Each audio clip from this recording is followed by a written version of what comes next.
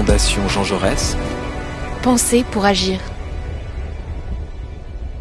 Bonjour Antoine, nous nous retrouvons quelques jours après notre précédent entretien, mais l'actualité politique en Espagne est vive et importante. Nous avions évoqué les soubresauts politiques concernant notamment Pedro Sánchez, démission, pas démission, enfin, etc. Et là, nous allons à nouveau parler de l'Espagne, mais au niveau davantage régional, avec notamment 3 scrutins régionaux. Une première question, tu nous parleras des élections en Galice en février. La Galice, fief de droite, du Parti populaire, où la droite reste au pouvoir. Et dans un second temps, dans cette même question, le Pays basque, où en avril, je crois, où notamment il y a le parti nationaliste de gauche, Bildu, qui a réalisé une percée électorale. Antoine, peux-tu nous en dire davantage ?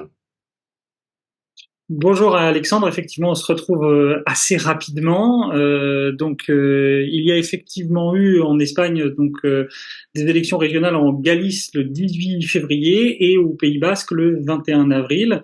La Galice, tu l'as dit, c'est un fief historique de la droite conservatrice. Il faut imaginer que depuis 1981, depuis les premières élections régionales en Galice, le parti de droite, Alliance populaire, puis aujourd'hui Parti populaire, est toujours arrivé en tête des 12 élections qui ont eu lieu. Et sur ces 12 élections, il a remporté 9 fois la majorité absolue des sièges à lui tout seul au Parlement. Donc c'est vraiment un bastion de droite, à tel point même que le Parti populaire a réussi à faire intégrer qu'il est intrinsèque à l'identité de la Galice qu'elle soit gouvernée par la droite. Et c'est donc la Galice, c'était en plus le fief d'Alberto Núñez Feijóo, l'actuel président du Parti populaire. Il en a été président de la région de 2009 à 2022. Il avait laissé la main en 2022 à son bras droit, Alfonso Rueda, qui s'est donc présenté pour la première fois comme chef de file aux élections régionales de 2022 et qui a su conserver la majorité absolue pour le Parti populaire, 40 députés sur 75, un peu plus de 47% des voix. Donc une grande stabilité de ce point de vue-là. Ce qui a été plutôt la surprise, c'est l'émergence, le score très élevé du BNG, le Bloc nationaliste galicien, qui est un parti de gauche nationaliste, donc défenseur de l'idée nationale galicienne, qui a explosé son record avec plus de 30% des voix et 25 parlementaires. Et ça a contribué à l'effondrement du Parti socialiste de Pedro Sánchez, de sa branche galicienne, qui est tombé sous les 15% des voix et qui a obtenu moins de 10 députés, ce qui fait là, pour le coup, un record inversé, c'est-à-dire le plus mauvais résultat de son histoire. Et il faut savoir que, pour expliquer ça très simplement, le Parti socialiste galicien est en crise de direction depuis qu'il a perdu le pouvoir en Galice, parce qu'il a gouverné la région entre 2009 et 2012, et depuis 2012, il change de chef de file à chaque élection régionale parce qu'il n'arrive pas à stabiliser un leadership, là où le Bloc nationaliste galicien a justement la même chef de file depuis 2016, et que le Bloc nationaliste a petit à petit mis de côté ses revendications les plus identitaires. C'est un parti qui a des courants indépendantistes, souverainistes, et en fait il a mis de côté ses revendications identitaires au profit d'un discours plus pragmatique sur les aspects du quotidien, sur le changement climatique, sur le féminisme, sur l'écologie, sur le logement, de manière à aller conquérir, élargir sa base électorale. Mais on voit bien que la réalité, c'est que le résultat, c'est qu'il y a eu un transfert de voix de la gauche social-démocrate vers la gauche nationaliste, et on assiste en plus à une forme de dissociation, puisque les résultats sont, sans être totalement inversés, mais aux élections législatives de juillet 2023, c'était le Parti socialiste qui était la première force à gauche et le Bloc nationaliste qui était l'équivalent d'un partenaire junior. Donc on voit bien que l'électorat de gauche est assez stable en Galice et se déplace entre le BNG et le PS en fonction de si on vote au Parlement national ou au Parlement régional. Mais il y a une chose en tout cas qui n'a pas bougé, c'est la stabilité du Parti populaire, et donc Alfonso Rueda qui conforte la majorité, qui confirme la majorité absolue qu'Alberto Núñez Feijóo avait remportée. Cette victoire, elle était importante pour Feijóo pour une raison très simple. Comme il n'avait pas accédé au pouvoir, bien qu'il ait gagné les législatives de 2023, il était quand même sur une forme d'échec et de contestation en interne. Le succès du Parti populaire en Galice, où il s'est beaucoup investi dans la campagne, lui a aussi donné de l'air en interne. Pour ce qui est du Pays Basque, les élections du 21 avril, le Pays Basque, c'est une région qui est historiquement gouvernée par un parti qui s'appelle le Parti nationaliste basque, qui n'a été exclu du pouvoir que 3 ans. Je me suis trompé en Galice, d'ailleurs le PS a été au pouvoir entre 2005 et 2009, et c'est au Pays Basque où il a été au pouvoir entre 2009 et 2012. Petite erreur de calendrier, excuse-moi. Et là, ce qu'il s'est passé, c'est que le Parti nationaliste basque est de nouveau arrivé en tête de ces élections. Alors c'est pareil, hein, le Parti nationaliste basque est toujours arrivé en tête en voix depuis la démocratie, depuis 1980. Là, la particularité, c'est qu'il y a eu une percée historique, tu l'as cité, de Bildu. Bildu, c'est une coalition de partis politiques de gauche, alors plutôt socialiste, socialisme démocratique, hein, un peu sur cette thématique-là, avec une composante souverainiste, voire indépendantiste. Et notamment, dans cette composante, il y a un parti qui s'appelle Sortu, et Sortu a été fondé par des anciens cadres de Batasuna, qui était le bras politique d'ETA. Alors, Bildu, dans ses statuts, dans ses déclarations de politique générale, rejette la violence comme moyen de faire de la politique. Donc, on n'est vraiment pas, on n'est plus sur Batasuna qui pouvait légitimer l'usage de la violence.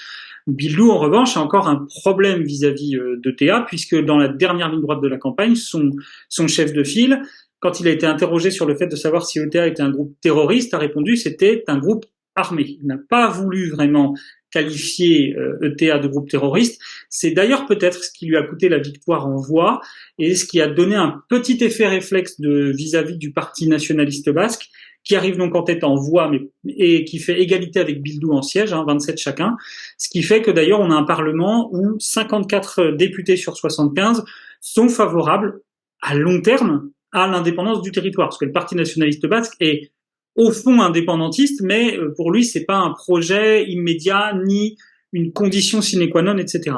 Mais il y a effectivement eu cette percée de Bildu, un peu d'ailleurs sur les mêmes ressorts que le bloc nationaliste galicien dont je parlais tout à l'heure, c'est-à-dire une campagne qui rejette globalement les discours identitaires. Ils sont conservés de manière un peu insidieuse pour garantir la vieille base électorale de Batasuna, etc., la base la plus indépendantiste, mais surtout un discours très axé, là encore, sur l'écologie, le féminisme, le changement climatique, la question du logement, la question de la santé, parce qu'au Pays Basque, les loyers sont très chers, le système de santé publique est en crise. Et donc l'idée de Bildu, c'était justement de tenir ce discours de gauche proche des problématiques du quotidien pour aller conquérir, avec un très grand succès d'ailleurs, l'électorat plus jeune, qui n'a pas connu ou peu connu les années de plomb, c'est-à-dire les années où ETA assassinait dans la rue des policiers, des entrepreneurs, des responsables politiques. Et ça a vraiment fonctionné pour Bildu, et Bildu notamment a asséché complètement l'électorat de Podemos. Podemos a disparu du Parlement basque, alors qu'en 2016, il était aux législatives nationales, la première force politique dans le territoire basque. Donc, il y a quand même ce succès de Bildu et cet affaiblissement structurel du Parti nationaliste basque qui subit en fait une usure du pouvoir. Il est au pouvoir depuis quasiment 40 ans, et donc les difficultés que rencontre la société basque dans son quotidien lui sont globalement imputées. Le Parti nationaliste basque restera de toute façon au pouvoir puisqu'il est en coalition au niveau régional avec le Parti socialiste, et le Parti socialiste refuse de faire alliance avec Bildu au Pays basque tant qu'il n'aura pas condamné le terrorisme d'ETA et tant qu'il n'aura pas aider la justice, demander pardon, collaborer avec la justice pour tous les assassinats non résolus, etc. Donc le Parti socialiste, qui a d'ailleurs un petit peu progressé, lui aussi, de 2 députés, de 1 demi-point de pourcentage, mais en tout cas, il n'a pas régressé au Pays Basque comme il a pu régresser en Galice. On pense aussi que, en fait, le Parti socialiste a plutôt subi en Galice les débats liés à l'amnistie des indépendantistes, là où au Pays Basque, ce n'est pas vraiment un sujet, une difficulté, et donc le Parti socialiste va reconstituer la coalition avec le Parti nationaliste basque pour maintenir le PNV, donc le Parti nationaliste, au pouvoir, mais avec quand même l'idée que à court ou moyen terme, de toute façon, Bildu deviendra à un moment la première force politique et devient une véritable alternative plausible et crédible au Parti nationaliste basque, comme l'était d'ailleurs le Parti socialiste au début des années 2000, mais voilà, l'effondrement d'une partie de l'appareil industriel, le détournement de la jeunesse de ce parti social-démocrate a permis à Bildu d'émerger, Mais effectivement, c'était vraiment ça qu'il fallait retenir de ces élections au Pays Basque. Merci Antoine pour ces précisions et ton analyse. Bien, allons un peu plus à l'est par rapport au Pays Basque et sur la côte méditerranéenne ou avec la Catalogne, je dirais la fameuse Catalogne, l'enfant terrible de l'Espagne, où il y a eu des élections régionales dimanche, donc le 12, enfin dimanche en tous les cas, avec deux enseignements très généraux, c'est donc un succès pour le Parti socialiste catalan et puis surtout l'ensemble des partis indépendantistes catalans qui n'ont plus de majorité. Alors la première question, c'est peux-tu nous décrire justement ce nouveau rapport de force droite-gauche, mais et aussi au sein des mouvements indépendantistes catalans? Effectivement, ta question est pertinente puisqu'il y a deux axes de lecture, puisqu'on peut lire sur un axe idéologique gauche-droite et puis un axe ensuite plutôt territorial, indépendantiste contre non-indépendantiste. Si on part sur l'axe gauche-droite, on a un Parlement qui est coupé en deux puisqu'on a 68 députés de gauche et on a 67 députés, je vais dire, des droites, puisque dans les 67 députés des droites, il y a 13 députés d'extrême droite. Donc on peut même compter de cette manière-là. Oh là, non, je t'ai dit une bêtise. Attends, non, parce qu'il y a les députés de l'extrême gauche, donc je me suis trompé. Je recommence. Il y a donc 68 députés de gauche et de centre-gauche. Il y a 4 députés d'extrême gauche, et donc 72. Et donc il y a 63 moins. Il y a 50 députés de droite en manière générale et 13 députés d'extrême droite. Voilà comment voilà, désolé, je me suis trompé. Voilà comment la répartition se fait. Ça, c'est sur l'axe gauche-droite. Il y a donc arithmétiquement une majorité de gauche et de centre-gauche entre le Parti socialiste, la gauche républicaine de Catalogne et En Comú, donc les proches d'Ada Colau, l'ancienne maire de Barcelone, et puis Sumar. Ça, c'est une majorité qui a déjà existé sous ce format idéologique entre 2003 et 2010, quand les socialistes avaient réussi, avec le soutien de la gauche républicaine, et puis à l'époque ça s'appelait l'Initiative pour la Catalogne, de faire basculer, d'engager une alternance au détriment des partis nationalistes, du Parti nationaliste Convergence et Union, qui n'existe plus aujourd'hui. Ça, dans le bloc de droite, c'est un bloc de droite idéologiquement, mais qui peut pas s'entendre, puisqu'il y a d'un côté les députés de Junts, Ensemble pour la Catalogne, le parti de Carles Puigdemont, qui est un parti quand même plutôt libéral, malgré tout, même si l'indépendance est son premier credo, derrière ça reste un parti plutôt proche du patronat, proche des idées libérales économiques, et de l'autre côté il y a le Parti populaire qui est viscéralement anti-indépendantiste. À l'extrême gauche, il y a la CUP, la candidature d'unité populaire, qui est un parti indépendantiste très très radical, et à l'extrême droite, il y a deux partis désormais d'extrême droite, un parti qu'on appelle espagnoliste, donc Vox, très unioniste, centraliste, avec des relents franquistes, et il y a maintenant deux députés de l'Alliance catalane, j'en parlais lors de notre dernier entretien. L'Alliance catalane, c'est un parti indépendantiste d'extrême droite, il souhaite que la Catalogne soit indépendante, et il promeut aussi la fameuse théorie du grand remplacement. Il y aurait en fait une immigration massive arabo-musulmane, organisée d'ailleurs, ou aidée en tout cas par l'État espagnol, pour grand remplacer, entre guillemets évidemment, la culture catalane et notamment la langue catalane, qui est vraiment l'aspect le plus central dans la revendication culturelle. Ça, c'est le bloc si on fait du gauche-droite. Si on fait de l'indépendantiste non-indépendantiste, là, le rapport de force est quand même beaucoup plus déséquilibré, puisque il y a désormais 74 députés non-indépendantistes et 61 députés indépendantistes. Non seulement l'écart est très grand, il est en fait l'inverse de ce qu'il était sous la législature précédente. C'est surtout une grande première à deux titres. C'est la première fois depuis 2012 et depuis que le Parti nationaliste, c'est Convergence et Union, a basculé dans le camp indépendantiste. C'est la première fois qu'il n'y a pas de majorité indépendantiste au Parlement catalan depuis 2012. Et si on prend l'indépendantisme et le nationalisme catalan au sens large, alors c'est la première fois depuis 1984. La seule fois où il n'y avait pas eu de majorité nationaliste, c'était entre 80 et 84 au Parlement catalan. Ça n'avait pas empêché le nationaliste Jordi Pujol de devenir président grâce à des jeux d'alliance, mais c'est la première fois que ça arrive. C'est donc quand même un signe assez fort. Ça s'explique, cela étant dit, par une très forte démobilisation de l'électorat indépendantiste. Le taux de participation est à 57%. c'est 4 points de plus qu'au soir des élections de 2021, mais le soir des élections se tenait en février 2021, c'est-à-dire dans une période post-pandémie de Covid, où il y avait plein de contraintes sanitaires pour aller voter, etc. Donc ça veut dire qu'il y a eu une très forte démobilisation de l'électorat indépendantiste.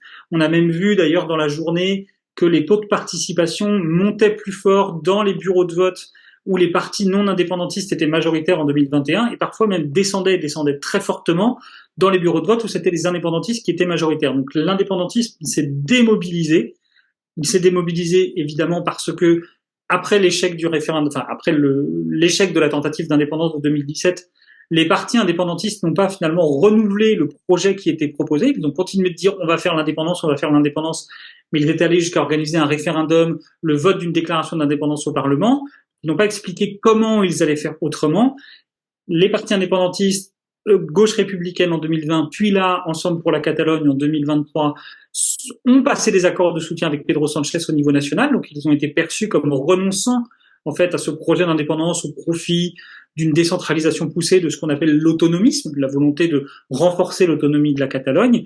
Et puis même ces deux partis, Ensemble pour la Catalogne et la gauche républicaine, ont eu aussi des luttes intestines entre eux pour accéder à certaines parcelles de pouvoir. Donc tout cela a complètement démobilisé l'électorat anti-indépendantiste, ce qui a favorisé évidemment donc la victoire, ce qui a favorisé donc la victoire des anti-indépendantistes, donc principalement, tu l'as dit, le Parti socialiste qui est effectivement arrivé très largement en tête. C'est la première fois depuis 1980, depuis les premières élections, que le Parti socialiste l'emporte en voix et en sièges. Il a déjà gagné en voix en 99, en 2003 et en 2021, mais la répartition des sièges entre les 4 provinces, donc l'équivalent des départements en Catalogne, favorise les zones les plus rurales où les indépendantistes sont majoritaires et donc le Parti socialiste a pu gagner en voix sans jamais gagner en siège. Là, pour la première fois, il fait les deux. Il est donc le vrai vainqueur du scrutin. Le parti qui progresse le plus en voix et en siège, cependant, c'est le Parti populaire, parce que le Parti populaire, notamment, absorbe complètement l'électorat d'un parti dont on peut, je pense, maintenant acter l'acte de décès, même si ça fait longtemps, c'est Ciudadanos, qui a disparu du Parlement catalan, qui était le dernier parlement où il avait un groupe parlementaire. Aujourd'hui, il n'existe plus ce parti, et l'électorat de Ciudadanos s'est complètement reporté sur le parti populaire, qui a pu récupérer, je pense, aussi une partie de l'électorat le plus constitutionnaliste et unioniste du Parti socialiste. Mais le Parti socialiste lui-même est allé récupérer une partie de l'électorat de la gauche indépendantiste, la moins virulente. Et puis, dans les indépendantistes, Carles Puigdemont a vraiment réussi son pari de mener une campagne sur sa personne et sur son nom, ce qui a vraiment permis à son parti de redevenir la première force indépendantiste.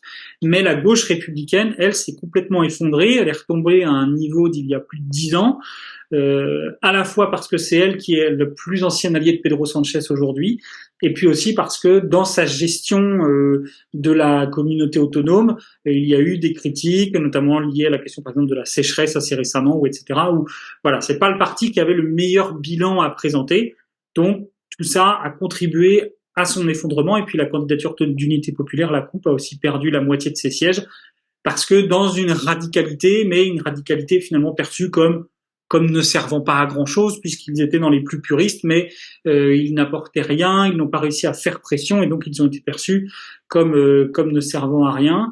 Je terminerai simplement par une petite analyse territoriale. Ce qui fait la victoire du Parti socialiste, ce sont les 3 agglomérations de Barcelone et autour de Barcelone, donc le Barcelonès, le Baix Llobregat et le Vallès occidental. Ce sont vraiment les territoires où il est très fort, très puissant. Ce sont des territoires industriels, des territoires aussi où il y a plus de Catalans, je vais dire en gros immigrés, c'est-à-dire des gens qui venaient d'Andalousie, d'Extrémadure, qui sont venus chercher du travail, ou des descendants d'immigrés de l'intérieur, et donc ils sont plus favorables à l'unité de l'Espagne et donc plus faciles à voter pour un parti socialiste. Également, dans la région de Tarragone, c'est une première pour le Parti socialiste, où il y a effectivement aussi là un refus de l'indépendantisme, là où les indépendantistes sont forts évidemment dans les territoires de Lérida et de Gérone, qui sont pour le coup des zones plus rurales, où il y a plus de Catalans, on va dire, de naissance, historiquement, et donc c'est là où l'électorat nationaliste a toujours puisé plus facilement sa base électorale, mais c'est une base électorale, comme je l'expliquais, qui s'est moins mobilisée. Merci pour cette très précise analyse. Tu as vraiment décortiqué Nous voilà parfaitement informés. Alors justement, dans le cadre de cette nouvelle configuration politique catalane, qui pour gouverner et avec quelle majorité? La question à 1 million d'euros, mon cher Alexandre. Il n'y a pas de majorité indépendantiste. On peut compter dans tous les sens. La majorité indépendantiste de 2021, c'est 59 députés, il en faut 68. Si on ajoutait les 2 députés de l'extrême droite d'Alliance catalane, avec qui, de toute façon, les autres ne veulent pas gouverner, ça ferait 61. Donc il manque toujours 7 sièges dans tous les cas, quoi qu'il arrive. La seule majorité qui existe arithmétiquement, c'est la majorité de gauche et de centre-gauche, Parti socialiste, gauche républicaine, Comuns, Sumar. C'est la seule majorité qui existe. Par contre, cette majorité, elle n'est pas évidente politiquement, évidemment, puisque la gauche républicaine était dans le bloc indépendantiste et que son recul s'analyse au regard de son soutien et de sa proximité avec le Parti socialiste, avec Pedro Sánchez. D'ailleurs, le président de la région sortant, Pere Aragonès, qui est le numéro 3 du parti, a annoncé qu'il ne siégerait pas comme député, qu'il gérerait les affaires courantes pour faire la transition, mais qu'il ne serait pas dans la suite, en tout cas, de la gauche républicaine pour le moment. Donc ça, c'est la seule majorité. Si cette majorité se constitue, le chef de file des socialistes, Salvador Illa, l'ancien ministre de la Santé, ancien maire de la commune de la Roca del Valles, sera le nouveau président de la Généralité. Alors, est-ce que ce sera une majorité en coalition? Est-ce que ça pourrait être, par exemple, la gauche républicaine qui vote son investiture et qui ensuite ne participe pas au gouvernement dans une position de dialogue plus ou moins constructif? Ça peut effectivement, toutes les solutions sont sur la table, mais pour le moment, personne ne donne vraiment d'idées. Mais le Parti socialiste, lui, est plutôt favorable, en tout cas, à l'idée de former cette majorité-là. Il y a des théories, portées notamment par le Parti populaire, mais aussi un peu par Carles Puigdemont, qui serait que Pedro Sánchez forcerait le Parti socialiste catalan à renoncer à la présidence et à favoriser l'investiture de Carles Puigdemont pour garantir la stabilité du gouvernement de Pedro Sánchez à Madrid, puisque Pedro Sánchez dépend des députés de Carles Puigdemont pour gouverner à Madrid.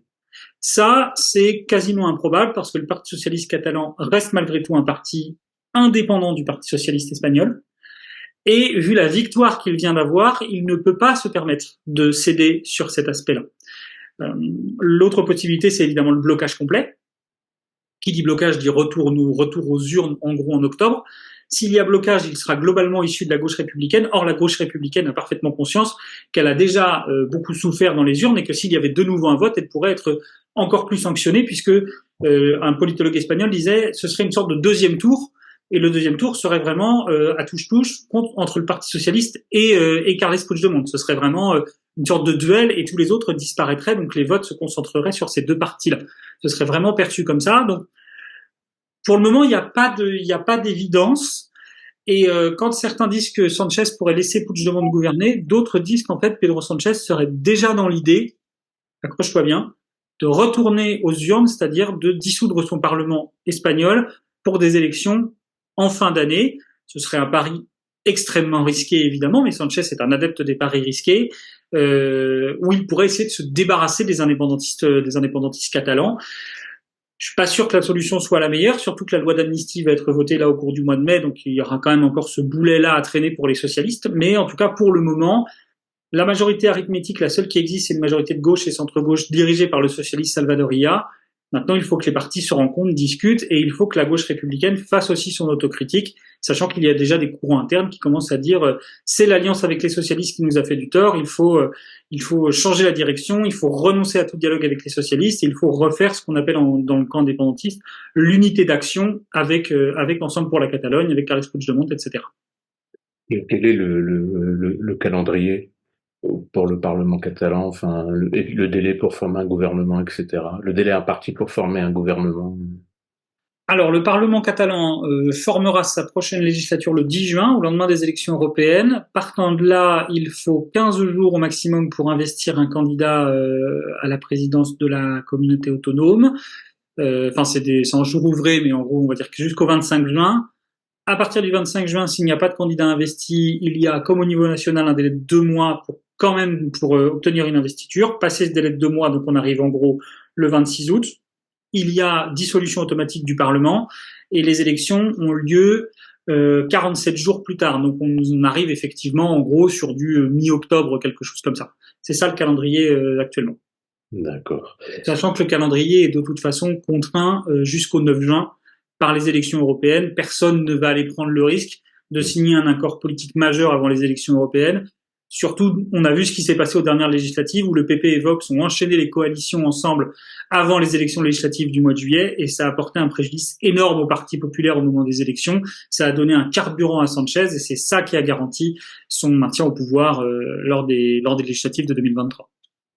Merci Antoine. Tu l'as évoqué pendant un moment, enfin la dimension un peu nationale du vote de par le soutien de Junts à Sanchez, mais alors ces élections catalanes ont-elles et quelles conséquences peuvent-elles avoir au niveau national? Pour le moment, elles n'en ont pas. Mais nous sommes aujourd'hui le 14 mai, nous sommes à 2 jours du vote. Donc il faut le temps que tout le monde, il faut le temps que tout ça se décante. Le risque maximum, c'est évidemment que les députés de la gauche républicaine ou de Junts ou les deux, donc les 7 ou 14, retirent leur soutien à Pedro Sanchez. Si ça arrive, c'en est terminé de la législature, il faut retourner aux urnes puisque Pedro Sanchez, il lui manquera une voix pour gouverner et il sera en minorité permanente et il sera mis en très très grande difficulté. Donc c'est ça le seul vrai risque avant le scrutin, mais les sondages n'auguraient pas d'un résultat aussi net entre indépendantistes et non indépendantistes et d'un tel effondrement de la gauche républicaine, mais avant les élections, tout le monde disait on ne retournera pas aux urnes, on n'en a pas enfin en gros, le scénario politique à Madrid ne sera pas affecté par ce qui se passera le 12 mai en Catalogne. Mais les résultats, encore une fois, n'étaient pas attendus à un tel niveau.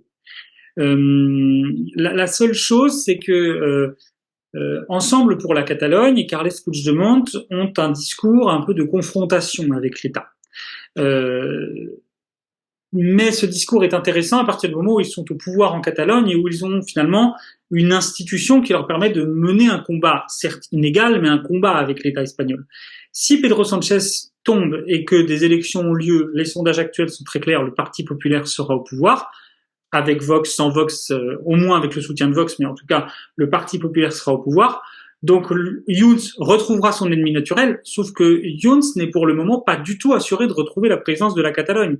Et donc, faire tomber Sanchez, si jamais Salvador Illa devient président de la communauté autonome de Catalogne, c'est quand même avoir le risque de ne plus être au pouvoir, de ne pas être au pouvoir à Barcelone, et de n'avoir aucun moyen de pression quelconque sur le parti au pouvoir à Madrid, sauf à ce que Junts retrouve, ce qui pour le moment est improbable, les anciennes postures de la convergence et union, c'est-à-dire des postures nationalistes pragmatiques, négocier avec le Parti populaire des accords de la décentralisation, etc. Mais le Parti populaire n'est plus du tout dans cette logique pour le moment de collaboration. Alors, Feijóo en serait capable, mais Isabel Díaz Ayuso, par exemple, et les plus durs du parti sont complètement opposés à ces alliances un peu de pragmatiques, de circonstances et un peu d'opportunisme finalement.